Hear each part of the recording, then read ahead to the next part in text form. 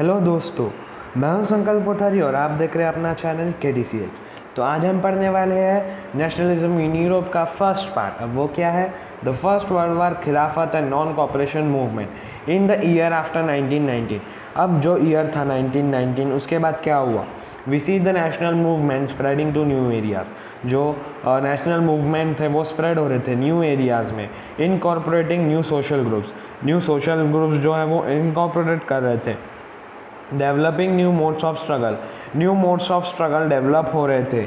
How do we understand this development? हमें ये development कैसे समझ में आया, या इस what did they have, what implication did they have, उनका क्या इम्प्लीकेशन था? First of all, the war created new economic and political situation. सबसे पहले तो वार ने एक न्यू इकोनॉमिक और पॉलिटिकल सिचुएशन क्रिएट कर दी थी। It led to the huge increase in defence expenditure. इसके कारण क्या हुआ? जो डिफेंस एक्सपेंडिचर है वो रेज हो गया, which was finance by war loan. उसे फाइनेंस कौन करता था? War loans.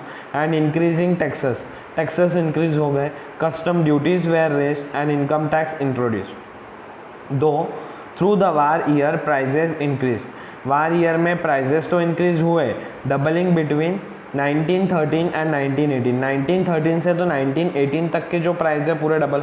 ऑब्वियसली जहाँ कोई भी कंट्री में अगर वार हो रहा है तो जो दूसरे कंट्री के मतलब जो जितनी भी कंपनी है, फैक्ट्रीज है, तो गवर्नमेंट क्या फोर्स करेगी उनको कि जो वार में जो चीज़ें लग रही है वही चीज़ें बनाने को फोर्स करेगी। वो जैसे सारी चीज़ें जो भी हैं, ग्रेन्स, फूड ग्रेन्स, जितनी भी डेली नीड्स है सब वहाँ पे पहुँचाई जाएंगी। बट यहाँ के लोगों के लिए कुछ भी नहीं बचा जाएगा। इसके कारण रेट इंक्रीज़ हो जाएंगे, जो पुअर लोग हैं उसे हायर नहीं कर पाएंगे और इसके कारण बहुत सारी प्रॉब्लम क्रिएट हो सकती है। यही इंडिया में हुआ था पहले। Village were called upon to leading to extreme hardship for the common people. एकदम मतलब कॉमन पीपल तो सर्व ही करने वाले इसमें दोनों के बीच में। Villagers where called upon to supply soldiers. Villagers को सोल्जर सप्लाई करने के लिए बोला था। सिर्फ सोल्जर सप्लाई करना ही मतलब बात नहीं थी, उनको विलेजर्स को खुद को जाना था लड़ने। वहाँ लड़ने कौन जाएगा? वहाँ लड़ने के बाद मार धाड़ मरना, बस। मतलब इसलिए डर के मारे लोग नहीं जाते थे वहाँ पे। And the force recruitment in rural areas cause wide spread anger. Force recruitment, भाई उनको फोर्स करने लगे सप्लाई सोल्जर के लिए, पैसे देने के लिए, तो इसके कारण क्या हुआ? वाइड स्प्रेड एंगर हो गया। अब यहाँ से स्टार्टिंग से हम देखेंगे कि क्या हुआ। जैसे अगर कोई कंट्री वार लड़ रही है तो उसे पैसे की ज़रूरत पड़ेगी और इक्विपमेंट्स, वेपन्स की भी ज़रूरत लगेगी। तो वेपन्स में अगर उसने डिफेंस एक्सपेंडिचर मतलब उसका बजट अगर बढ़ा दिया तो उसे ज़्यादा पैसे लगेंगे। तो पैसे कहाँ से लाएंगी? ऑब्वियसली वहाँ की जनता से टैक्स बढ़ा देंगी, ड्यूटीज़ इम्पोज कर देंगी, न्यू टैक्स ला लेंगी, लोन लेंगी, ये सब लेके वो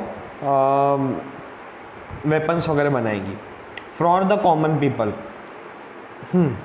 देन इन 1918 टू 1919, अब 1918 से 1919 और 1920 से 1921 में क्रॉप फेल हो गए बहुत सारे पार्ट में इंडिया में, रिजल्टिंग इन एक्यूट शॉर्टेज। इसके कारण क्या हुआ? फूड शॉर्टेज हो गया। पहले से ही तो वार के कारण फूड शॉर्टेज था, अभी और हो गया। This war a complain by an influenza epidemic.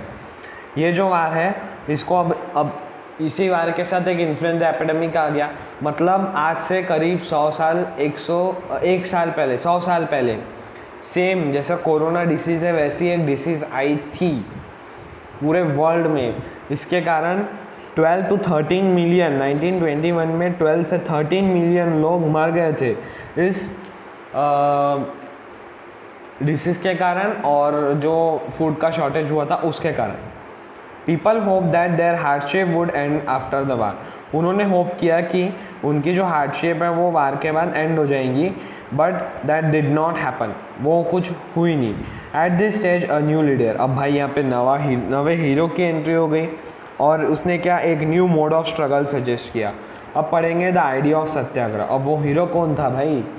और कौन रहेगा? Mahatma Gandhi. Mahatma Gandhi return to India in January 1915। Mahatma Gandhi India में आए 1915 में।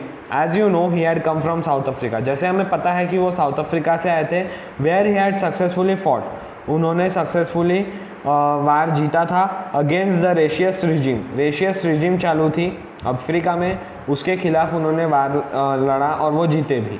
With a novel method of mass agitation, एक सादी सिंपल मेथड मास एजिएशन की, अहिंसा के पथ पर चलने वाली मेथड थी वो, विच ही कॉल्ड सत्याग्रह। अब उसका और वो क्या थी? सत्याग्रह।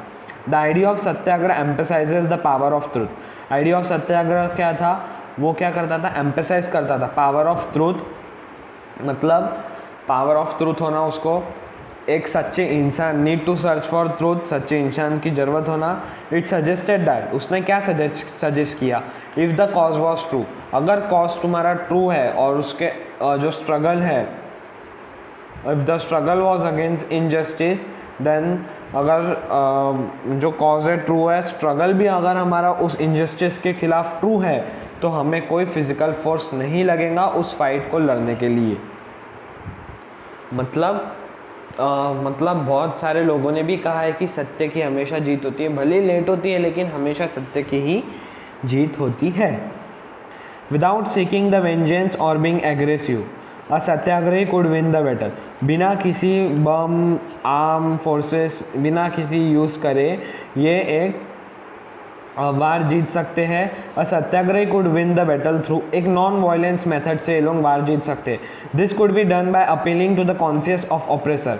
ये कैसे होगा? Appealing to the conscious of oppressor, people including the oppressor, जो पीपल है इंक्लूडिंग पीपल भी, और जो ऑपरेसर मतलब जो पीपल है उनके अपोज में, हमारे अपोज में जो पीपल है वो भी, और had to be persuaded to see the truth. उन्हें क्या चाहिए कि उन्हें ट्रूथ दिखना चाहिए instead of being force to accept the truth. सच्चाई को ज़बरदस्ती स्वीकार नहीं कराना है, उन्हें दिखाना है, ये गांधी जी ने कहा। Through the use of violence, मतलब वायलेंस का यूज़ करके हमें ट्रूथ बताना नहीं है, उन्हें ट्रूथ दिखाना है। By this struggle truth was born to ultimately triumph. Mahatma Gandhi believe that this dharma of non violence could unite all Indians. उन्होंने सोचा कि इस धर्म के कारण, जो नॉन वायलेंस का जो इन्होंने सत्याग्रह मूवमेंट लाई, उसके कारण सारे इंडिया में यूनिटी बढ़ जाएंगी। अब भाई इंडिया में अराइव होने के बाद उन्होंने क्या किया? Mahatma Gandhi successfully organize the satyagraha movement in various place. आते बरोबर जैसे 1915 में उनकी एंट्री हुई, 1916 से जो उन्होंने सत्याग्रह मूवमेंट स्टार्ट किए, तो मेन इसमें है 3 सत्याग्रह। वो क्वेश्चन इससे रिलेटेड मैप्स में भी, मैप क्वेश्चन में भी इससे रिलेटेड क्वेश्चन पूछे जाते हैं। यहाँ पे 1916 का दिया नहीं है, यह प्रिंट मिस्टेक है। इन 1917 ही ट्रैवल टू चंपारण। एक्चुअली 1916 में उन्होंने ट्रैवल किया था चंपारण में, बिहार में। क्यों ट्रैवल किया था? वहाँ पे जो वर्कर्स थे, पीजेंट थे, जो प्लांटेशन एग्रीकल्चर में काम करते थे, उन्हें सपोर्ट करने के लिए। भाई क्यों सपोर्ट करना था? Against the oppressive plantation system. जो प्लांटेशन सिस्टम, जो ऑपरेसिव प्लांटेशन सिस्टम था, वो ऑपरेसिव प्लांटेशन सिस्टम हम आगे पढ़ेंगे, उसके खिलाफ उन्होंने सपोर्ट किया, उन्होंने पेजेंट्स को इंस्पायर किया। फिर 1917 में वो organise satyagraha to support the peasant of the Kheda district of Gujarat. अब 1917 में वो कहाँ गए? गुजरात में कहाँ? खेड़ा डिस्ट्रिक्ट में। क्यों गए? टू सपोर्ट द पीजेंट, जो वहाँ के पीजेंट थे उनको सपोर्ट करने के लिए। क्यों भाई उनको सपोर्ट क्यों करना था? क्योंकि वो पूरी तरह से अफेक्ट हो गए थे, वो पीजेंट पूरी तरह से अफेक्ट हो गए थे।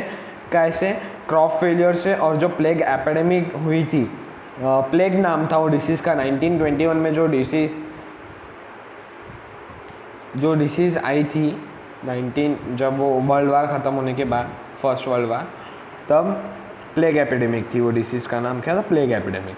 The peasants of Kheda could not pay the revenue. जो पीजेंट्स थे खेड़ा के, इसके कारण रेवेन्यू पे नहीं करते थे, और वो डिमांड कर रहे थे कि जो रेवेन्यू कलेक्शन है वो रिलैक्स होना चाहिए, उसको ख़त्म कर देना चाहिए। भाई ज़मीन उनकी, पैसा उनका, रेवेन्यू क्यों भरना, ये वो मानते थे। 1918 में, और वो तीनों सत्याग्रह जीते भी। 1918 में महात्मा गांधी वेंट टू अहमदाबाद। अब वो अहमदाबाद में गए। क्यों? टू ऑर्गेनाइज सत्याग्रह मूवमेंट, एक सत्याग्रह मूवमेंट ऑर्गेनाइज करने के लिए। किसमें? अमॉन्ग्स द मिल वर्कर के बीच में उन्होंने एक सत्याग्रह ऑर्गेनाइज किया। तो यहाँ पे हमारा ये आज का सेशन ख़त्म होता है। अगर वीडियो अच्छा लगा हो तो इसे लाइक करें, शेयर करें, कमेंट करना, सब्सक्राइब करना ना भूलें, और वीडियो से रिलेटेड कुछ टिप हो तो प्लीज़ कमेंट करके बताएं। Thank you, bye bye.